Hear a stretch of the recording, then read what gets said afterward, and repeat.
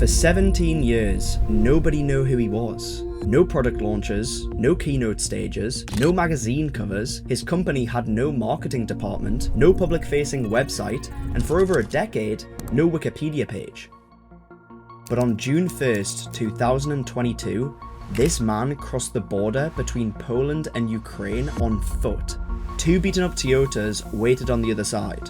Armed guards drove him down bombed-out highways toward Kiev. The next day, he walked into President Zelensky's fortified bunker and made him an offer. Ukrainian President Volodymyr Zelensky meets with the CEO of American software firm Palantir. They discussed areas of technological development, both in the context of combat operations and civilian needs. He told Zelensky he could deploy software that would let Ukraine see the entire battlefield in real time, track Russian troop movements, coordinate drone strikes, allocate scarce ammunition to the places it mattered most. He called it David beating a modern-day Goliath. But here's what makes this story unlike any other CEO documentary you have ever watched. This man does not write code, he has never taken a computer science class, he has a philosophy PhD from Germany. Then I went to Frankfurt and a got PhD in neoclassical social philosophy, which is a fancy way of saying a quick path to being unemployed. He studied under one of the most important philosophers of the 20th century. He calls himself a socialist. He reads Goethe in a barn in New Hampshire. He practices Tai Chi at dawn. And he just built a $325 billion surveillance empire funded by the CIA. Think of it like a mirror. Every chapter of Alex Karp's life shows you one thing, and then, when you look closer, it shows you the exact opposite. He grew up marching in civil rights protests. Now his software helps ICE track undocumented immigrants. He spent a decade studying philosophy in Frankfurt. Now his platform decides where bombs fall in Ukraine. He was raised by an artist and a pediatrician in a house that could barely make rent. Now he earns $6.8 billion in a single year. The question isn't which reflection is real, the question is whether the man in the mirror even knows anymore. To understand that, we need to go back, not to Palantir, not to the billions, but to a kid in Philadelphia who didn't fit anywhere. Alex Karp was born on October 2nd, 1967 in New York City. He grew up in Philadelphia, in a household that was, by every conventional measure, unconventional. His father, Robert Karp, was a Jewish clinical pediatrician. His mother, Leah Janes Karp, was a black artist who chronicled her life growing up as a black woman in America. They were poor. Not struggling middle-class poor, genuinely poor. A landlord named Mr. Schneider once helped his mother find a place to live in Bryn Mawr when the family couldn't make rent. Years later, after becoming a billionaire, Karp tracked Schneider down and paid him back. My mom was totally fucked. Someone helped her. I paid them back. Very few people will help you, which is totally okay, but the ones that do are special. His parents took him to labor and political protests from the time he could walk. His mother's family shaped his understanding of discrimination. His father's Jewish identity shaped his understanding of persecution. Karp later described his childhood this way. My mom is black. We were pro-Israel, super erudite, heavily Jewish environment. Everything about my life was further outside the norm than I realized. It's like extreme outsider for in a lot of ways. There's no insider bias with that. And there was one more thing. Karp was severely dyslexic. He hid it for decades. He could not read textbooks the way other students could. My brain was structured differently than other people. At the New York Times Deal Book Summit in December 2025, he finally said the thing he had kept quiet for most of his adult life.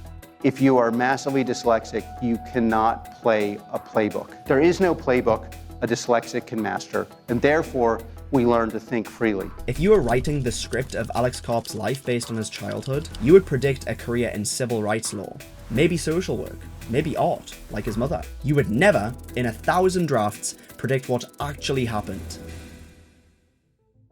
Karp graduated from Central High School in Philadelphia in 1985. He studied philosophy at Haverford College, a small liberal arts school outside the city, graduating in 1989. Then he went to Stanford Law School for his JD. This is where he met Peter Thiel. But after Stanford, Karp did something that no future tech CEO has ever done. He disappeared.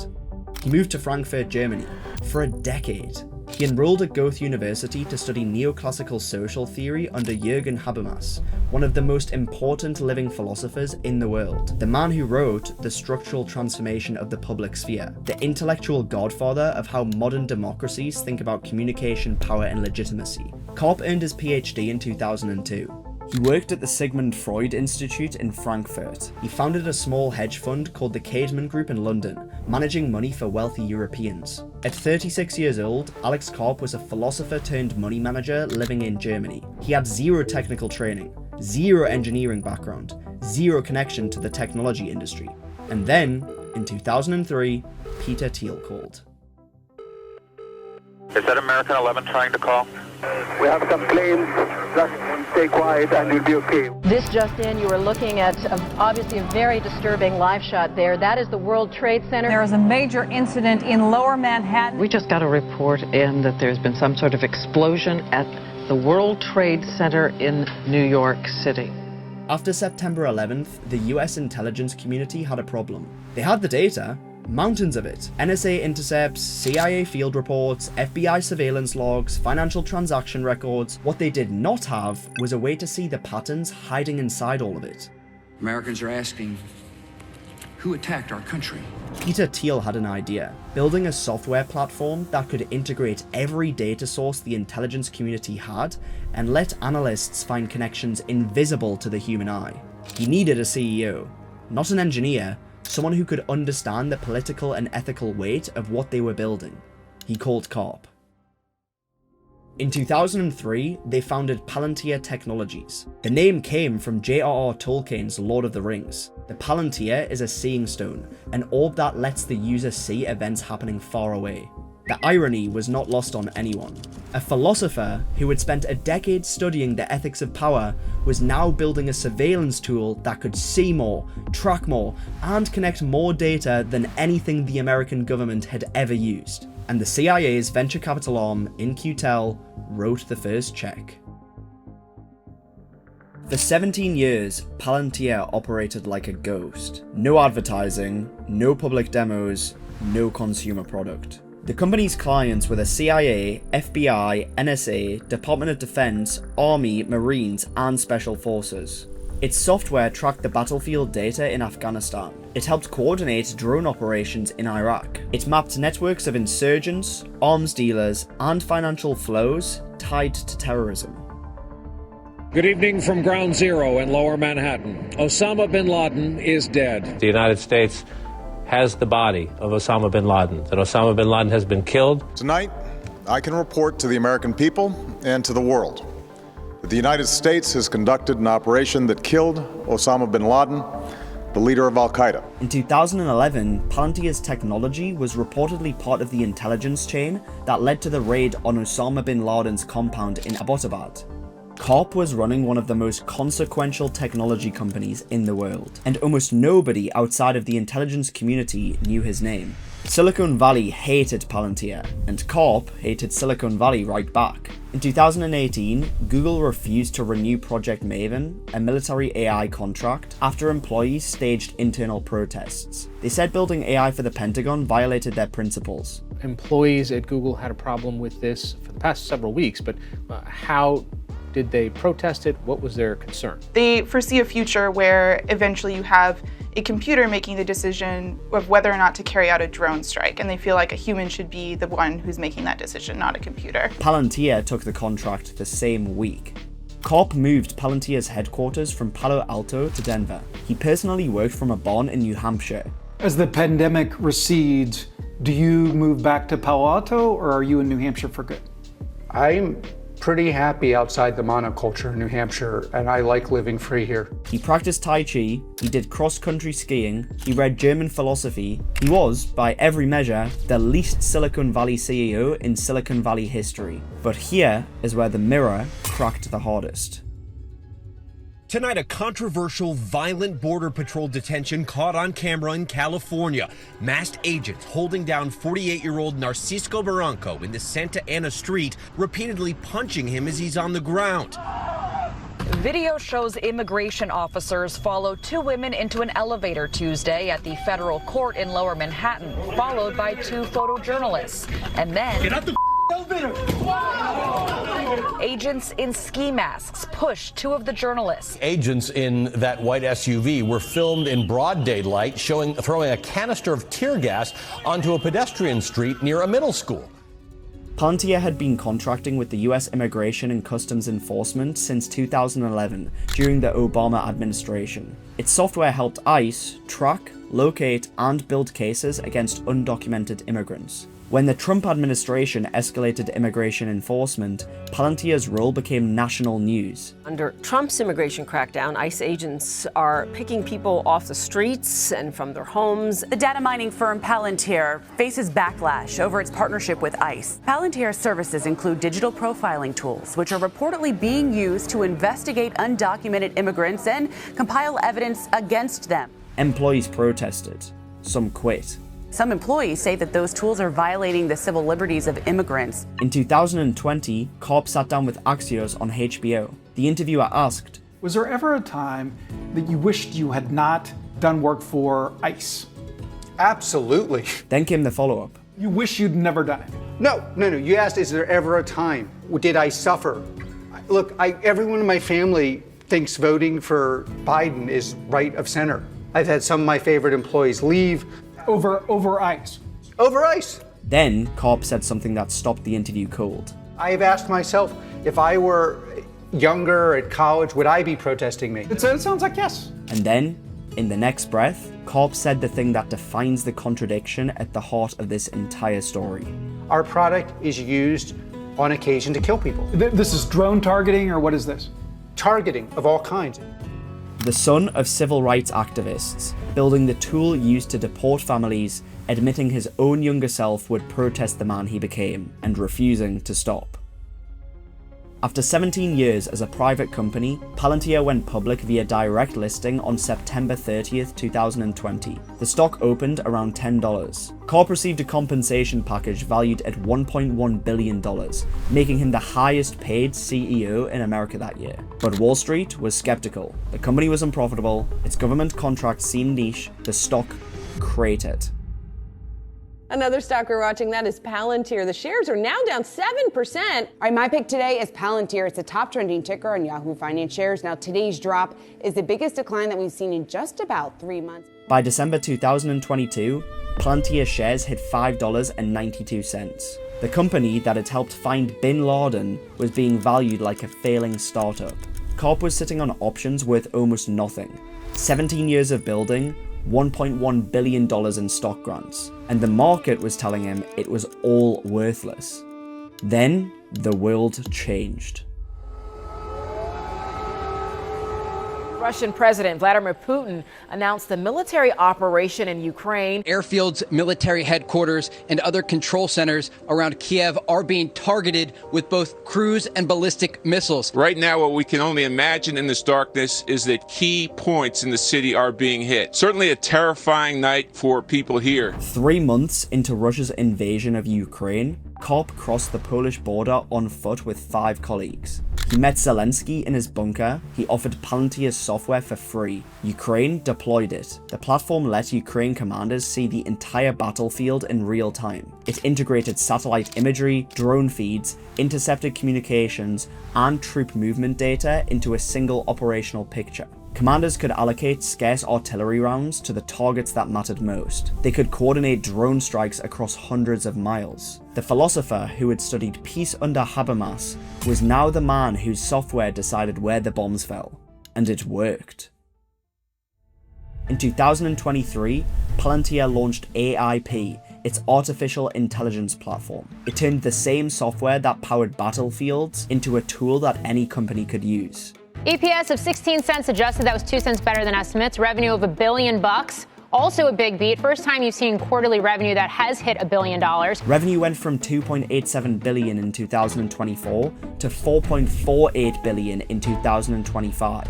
A 56% jump. The stock went from $5.92 to $207.52, a 35 times gain in 3 years. Palantir's market cap crossed $325 billion. It joined the S&P 500 in September 2024. Karp's compensation actually paid in 2024, according to the SEC's calculation, $6.8 billion.